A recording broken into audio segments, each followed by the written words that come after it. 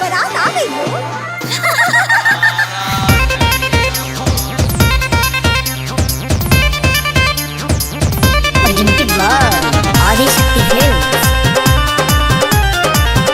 ऊंचे दुआरिया के पीछे तारा बाजा बाहो।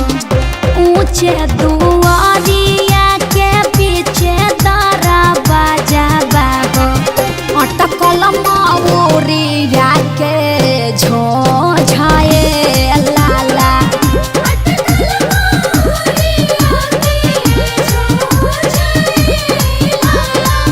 घोड़वा चढ़ल अइले दुल्हा सुआ दुल्हा। अटकल मौरिया के झोझाए लाला।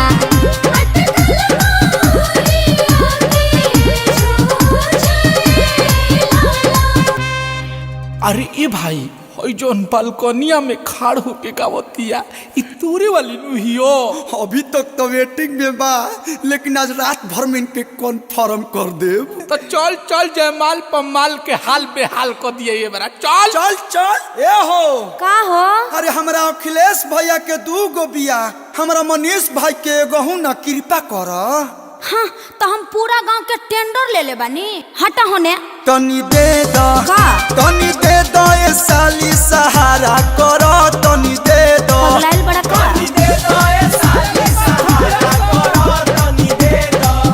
गरमी में आयो चॉकलेट लागली, चॉकलेट लागली, किशमिश लागली, बड़ा मीठ लागली। तनी दे दा तनी दे दा ये साली सहारा कर।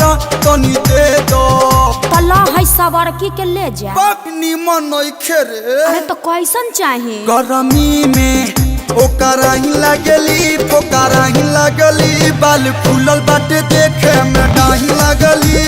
अकेले जा ए साली सहारा करो। अकेले जा चलो लोग विजय भाई बा विजय चला करे चला सबको चला टेंट में। चलो चल चल चल पूरी खा चल चल चल रहा अखिलेश भाई चल। बुनिया बुनिया अरे बुनिया हटाओ बुनिया के दुनिया खत्म बा। आप पुलाव ले दी थोर के ऐसी दही और चीनी दे देता नी। नेकी आ पूछ खैलम का बैगन के भरता वो 2 गो दे दे। अरे तोर बहनी कही तावा जो अपने बहनी के दे दी है। अरे पेट तो हरा भरल हके ना ये अखिलेश जीजा। झूठे पतल लिए जाल हो।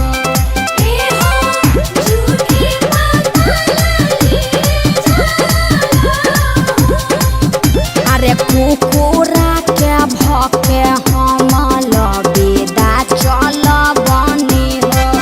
काई कोई करत काहे जाल हो।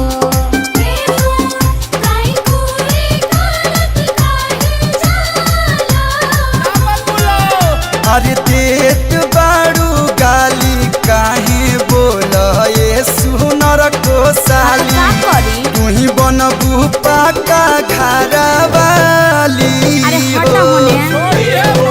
तू ही बनबू पाका घरा वाली। मुंह देखले बाड़ो अपन।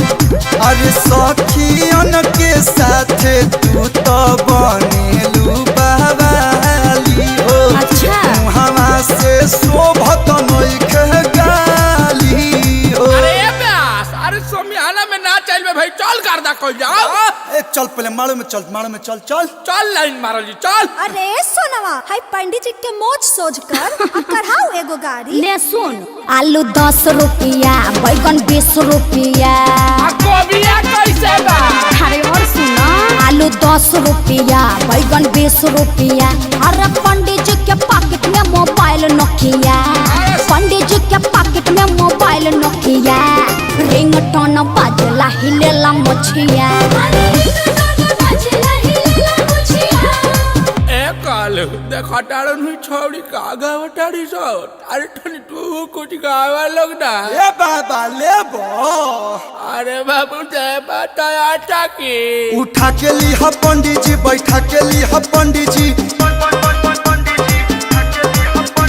उठा के ली ह पंडित जी, बैठा के ली ह पंडित जी। गीतावा के दीदी के आरा सुता काली ह ली हन इनकर तो दांतों नहीं बाबा बुढ़ारी का बाघ है। आजू के रतिया बाबा जागल हो रही है, आजू घरवा चोरिया हो जाई है,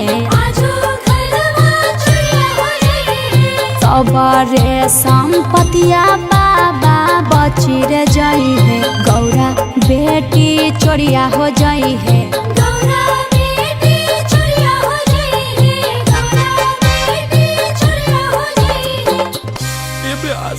अरे यार हुई तोर वाली इमोशनल करत दिया यार। चुप रहो लोर मत फेंक, हम समझाओ तनी। लाखों करोड़ों में एक पीस हमार भैया हम, सही बोल रहे हो। तो हर करी है ससुराराज, साली चिंता छोड़ा भैया ना होवे धोखेबाज, साली चिंता छोड़ा। अब सुना मत रो, अगला साल तक तू अपना दीदी के पास चले जेबो। हम बुझनी ना। न हो जाने लू 6 में भुला लू। ओके बाय।